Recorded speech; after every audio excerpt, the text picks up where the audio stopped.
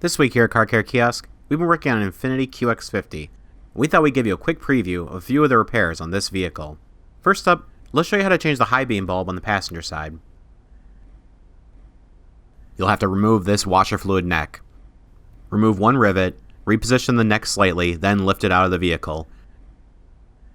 Reach in behind the bulb housing. Here's your high beam bulb assembly. Turn the assembly and pull it out. Press the tab on the back of the assembly, then you can pull the bulb out. Next, we're going to show you how to access the reverse light. Open the hatch to begin. Reach up here and pry down this bulb assembly. Press the tab and pull out the connector to release it. Then you're going to have to remove this small cover. Pry it away from the rest of the panel. Remove 4 rivets from the top of this panel. Then pull the panel down and away from the vehicle. Reach up here. Take out these 2 8mm bolts. Pry the bulb housing away from the vehicle. Pivot it forward and reach here for the bulb assembly. This is your reverse light assembly. Turn it and pull it out. You can remove this bulb by pulling it straight out.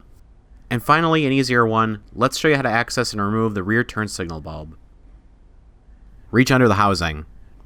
Make a long reach up here. It'll be cramped and have low visibility. Turn the bulb assembly and pull it out. Here's your bulb.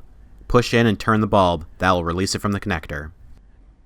If you enjoyed this video, don't forget to like it and subscribe to our channel. And if you want more car repair videos and more in-depth car repair videos, please visit carcarekiosk.com.